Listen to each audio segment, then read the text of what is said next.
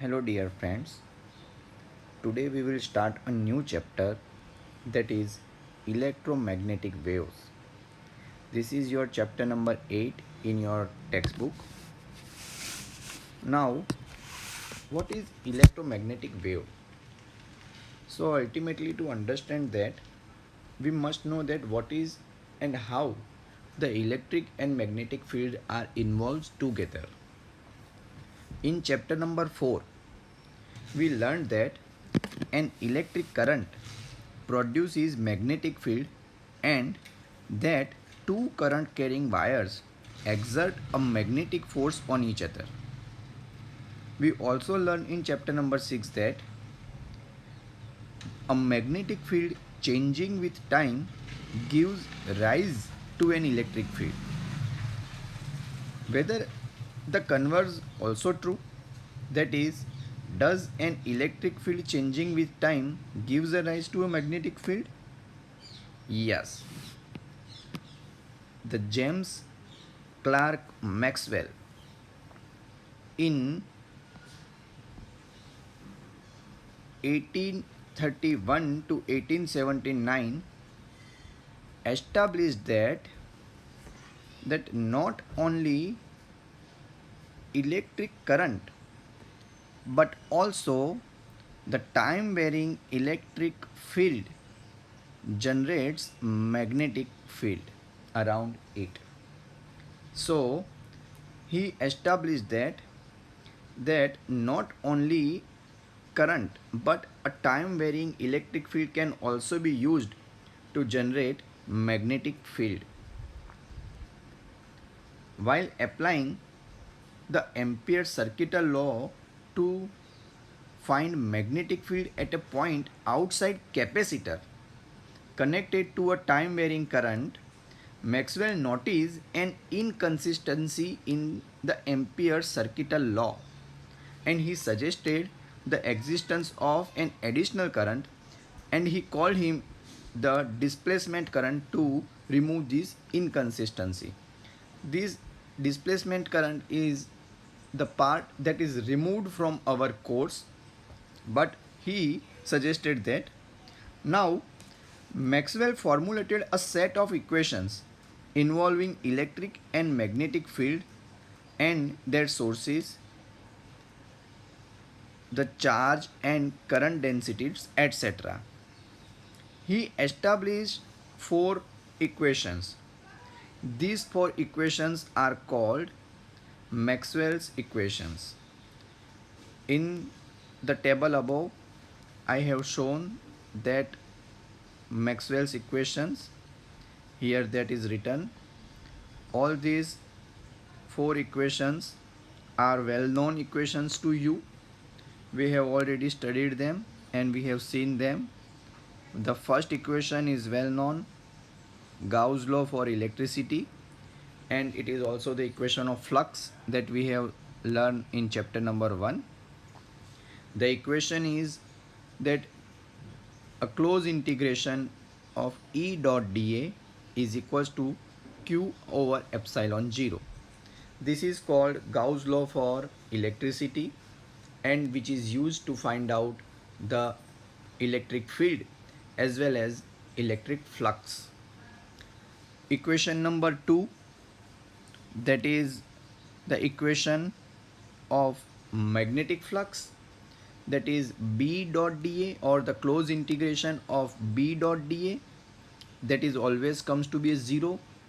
We learned that why it is 0, because it forms a closed loop always. So the resultant flux is always 0 because whatever number of field lines are coming, the same number of field lines are going out from the given considered cross section, and therefore the magnetic flux always comes to be 0.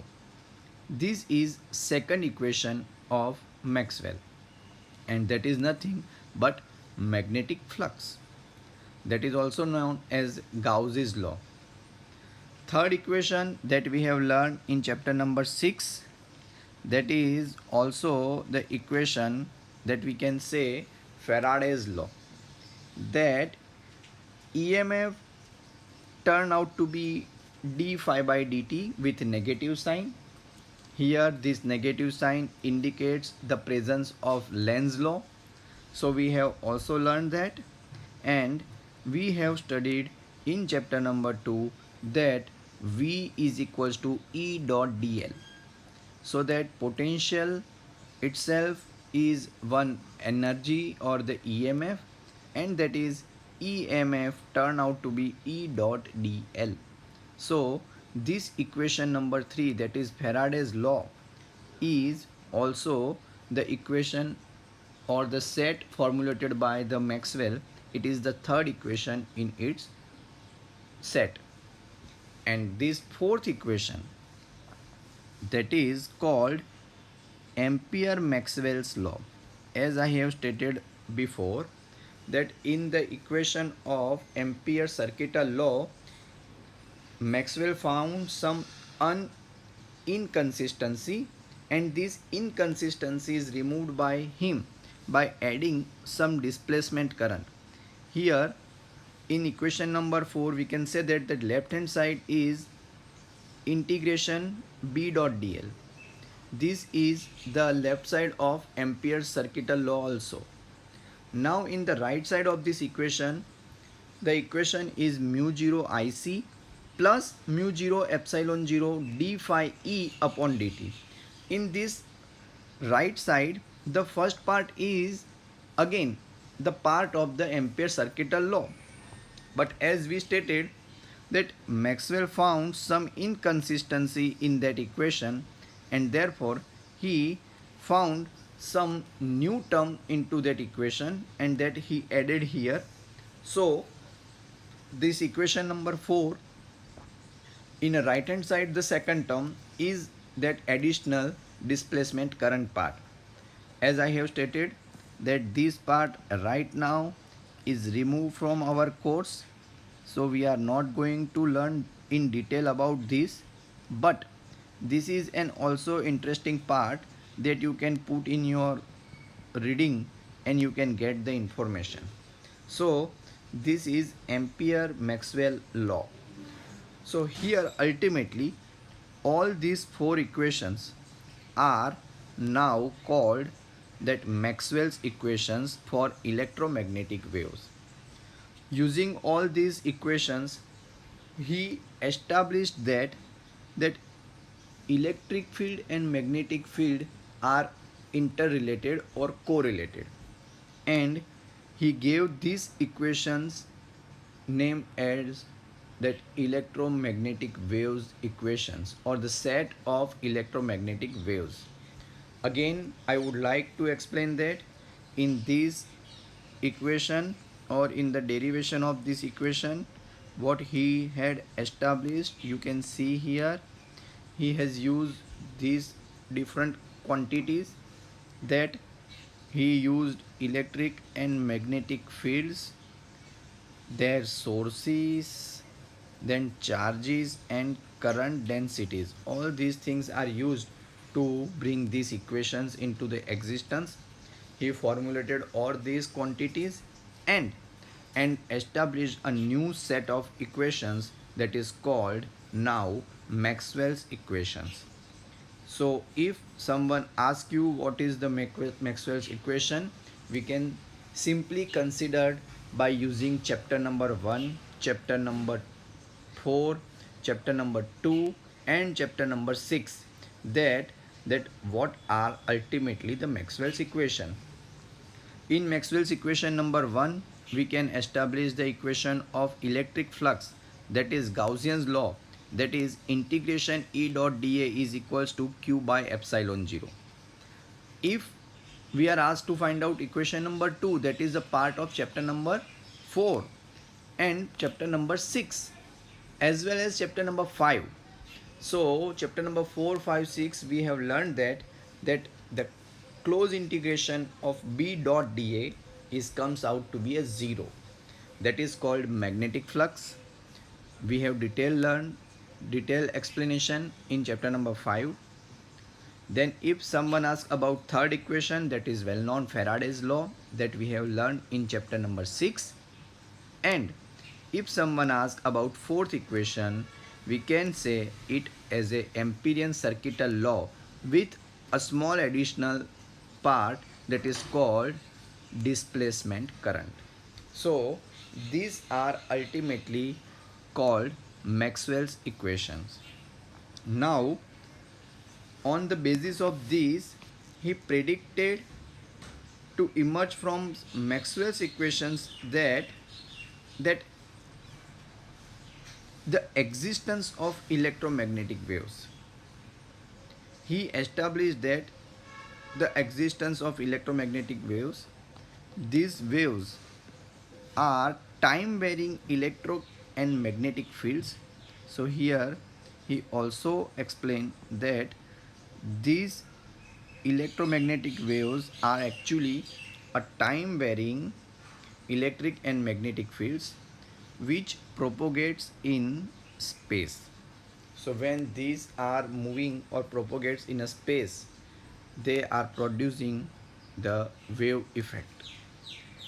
Ultimately, the second thing that is also interesting, that the speed of these waves. So when the matter of the speed is there, it is also interesting to see that the speed of these waves are very close to speed of light, and we know that what is the speed of light, that is 3 into 10 to the power 8. So he established that actually light is also an electromagnetic wave. So the main conclusion comes from the Maxwell's equation and Maxwell's work, that light is also electromagnetic wave. Thus the work of Maxwell, we can say that, unified three different fields, that is electricity, magnetism and light. So his works unified electricity, magnetism and light domains. So he unified the domains of electricity, magnetism and light. This is also a very important work by him. Now in 1885, Henry Hertz, again a renowned scientist, also experimentally proved the existence of electromagnetic waves. So he experimentally proved that electromagnetic waves are present and existing in the practically way. And now that last, that is very useful thing that we learn in this chapter and in future, that that the existence of electromagnetic waves, or we can say that when it proves that electromagnetic waves are experimentally available, it has brought a revolutionary change in the communication system. That nowadays whatever the communication system we are witnessing, that is the best thing, that is the mobile phones, cell phones, all these things are the fruits of this invention.